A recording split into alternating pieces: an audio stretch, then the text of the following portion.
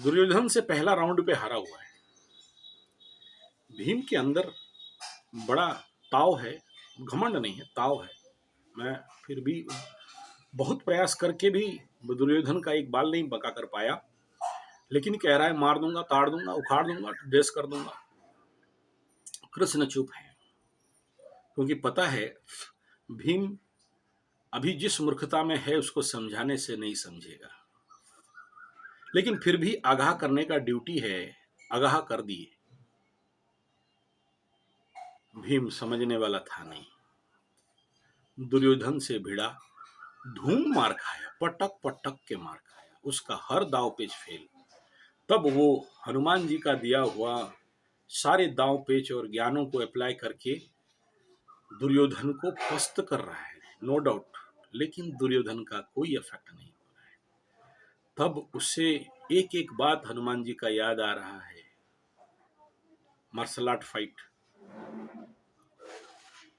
तब अनुभव हुआ कि कृष्ण कुछ कह रहे थे, और उसके बाद उसका किया गया जो संकल्प है, जो उसने व्रत लिया था कि उसका जानू भंग करूंगा, याद आता है, होश में आता है कि हाँ, दुर्योधन में कुछ ऐसा शक्ति उसके मां के कारण प्राप्त हुआ है, वज्र का हुआ है।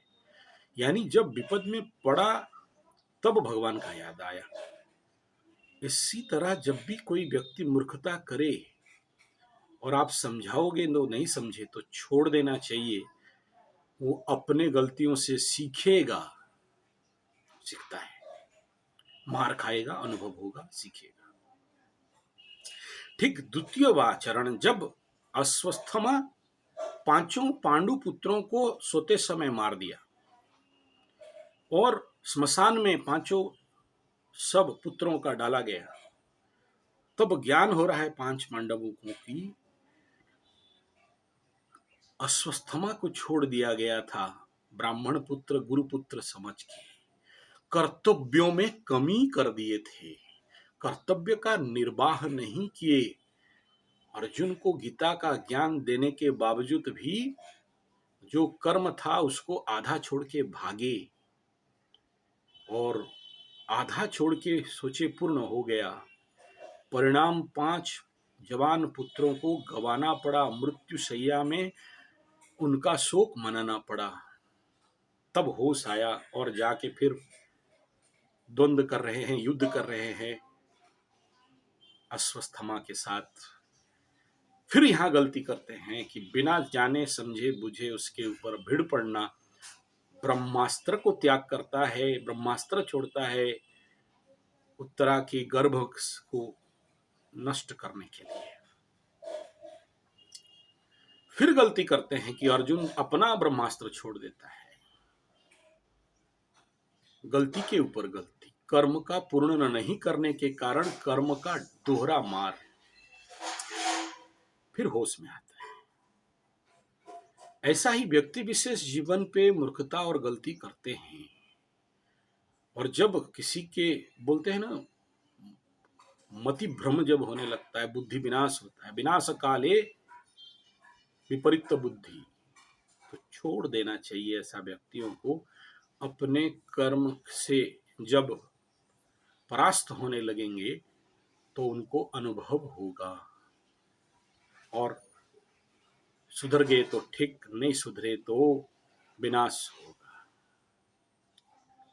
महाभारत का कर्म सिद्धांत अति जटिल, कर्मणों गहना गति बताया गया है। इसीलिए कहा जाता है, चाणक्य सूत्र में भी है कि अग्नि ऋण को पूर्णतया समापन करना चाहिए, थोड़ा भी छोड़ दो तो महाविनाश करता है। अग्नि ऋण और शत्रु, महाभारत का यही महान सीख विश्व ब्रह्मांड को दिया गया। वीडियो अच्छा लगे तो लाइक शेयर कमेंट सब्सक्राइब जरूर करिएगा। और यहाँ आखिरी में कृष्ण भगवान ज्ञान दे रहे हैं कि अगर जो आपका नुकसान करने आए शत्रु बन जाए, तो चाहे ब्राह्मण हो, चाहे देवता हो, चाहे गुरु हो, कभी नहीं छोड़ना चाहिए, पूर्ण विनाश करना चाहिए। महाभारत का सीख है। अश्वत्थामा के साथ दंड देने के बाद